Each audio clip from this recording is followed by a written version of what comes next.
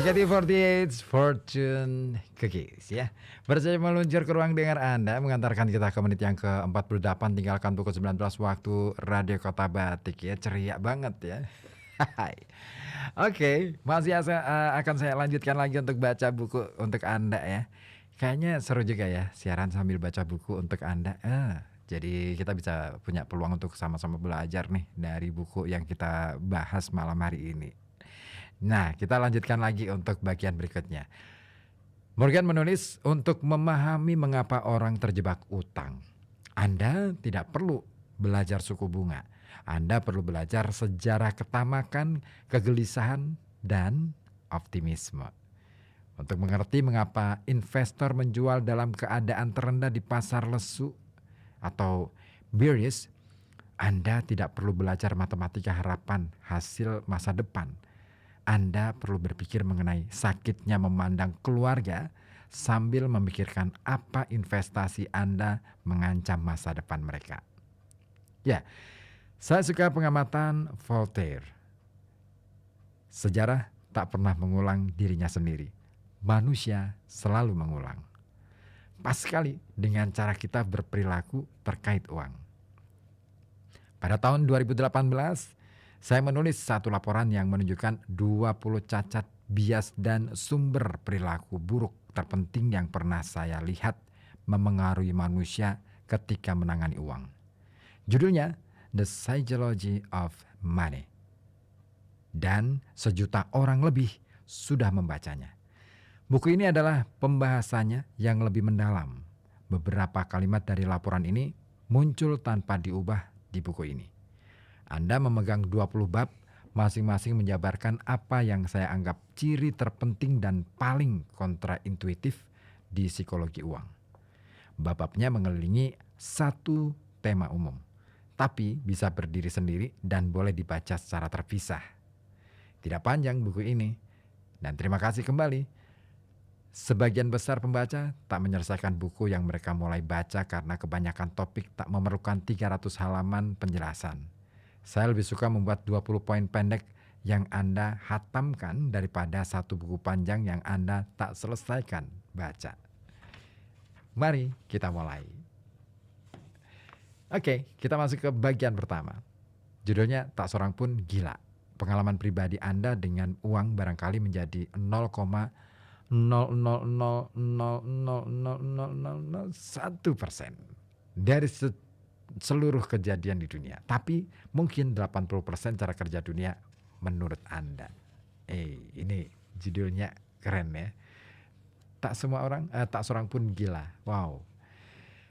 Izinkan saya memberitahu Anda mengenai suatu masalah. Boleh jadi itu akan membuat Anda merasa lebih baik mengenai apa yang Anda lakukan dengan uang Anda.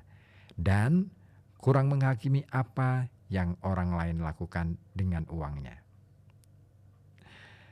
Orang melakukan beberapa hal gila dengan uang, namun tak seorang pun gila. Nah begini, orang dari berbagai generasi dibesarkan berbagai orang tua dengan berbagai pendapatan dan menganut berbagai nilai di berbagai bagian dunia, lahir di berbagai ekonomi, mengalami berbagai pasar tenaga kerja dengan berbagai insentif dan berbagai nasib, mendapat berbagai pelajaran. Semua orang punya pengalaman unik mengenai cara kerja dunia. Yang Anda alami langsung lebih meyakinkan daripada yang Anda pelajari secara tidak langsung. Jadi kita semua, Anda, saya, semua orang, menjalani hidup dengan menganut satu set nilai mengenai cara kerja uang yang sangat beragam dari orang ke orang. Yang tampak gila bagi Anda boleh jadi masuk akal bagi saya. Orang yang tumbuh dalam kemiskinan berpikir mengenai risiko dan imbalan dengan cara-cara yang tidak bisa dimengerti anak bangkir saya. Orang yang tumbuh ketika inflasi tinggi mengalami sesuatu yang tak pernah dialami orang yang tumbuh ketika harga stabil. Pialang saham yang kehilangan segalanya selama depresi besar mengalami sesuatu yang tak bisa dibayangkan pekerja teknologi yang menikmati kejayaan akhir tahun 1990-an. Orang Australia yang belum pernah mengalami resesi dalam 30 tahun telah mengalami sesuatu yang belum pernah dirasa oleh orang Amerika. Dan seterusnya, daftar pengalamannya tak berujung. Anda tahu, hal-hal mengenai uang yang saya tak ketahui, begitu juga sebaliknya. Anda menjalani hidup dengan berbagai kepercayaan, tujuan, dan perakiraan yang berbeda dengan saya. Itu bukan karena salah satu di antara kita lebih cerdas daripada yang lain, atau bukan informasi lebih bagus, ya, bukan punya informasi lebih bagus. Nah, itu karena kita menjalani hidup yang berbeda, dibentuk pengalaman yang berbeda, tapi sama meyakinkannya. Ya, pengalaman pribadi Anda dengan uang barangkali menjadi 0,00000001% dari seluruh kejadian di dunia, tapi mungkin 80% cara kerja dunia menurut Anda. Jadi, orang-orang yang sama pintarnya bisa tak sependapat mengenai bagaimana dan mengapa resesi terjadi. Bagaimana kita harus menginvestasikan uang, apa yang harus diprioritaskan, berapa banyak risiko yang harus diambil, dan sebagainya.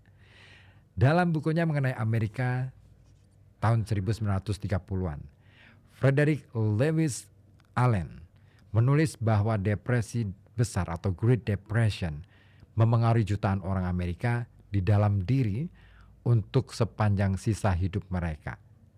Namun ada berbagai pengalaman.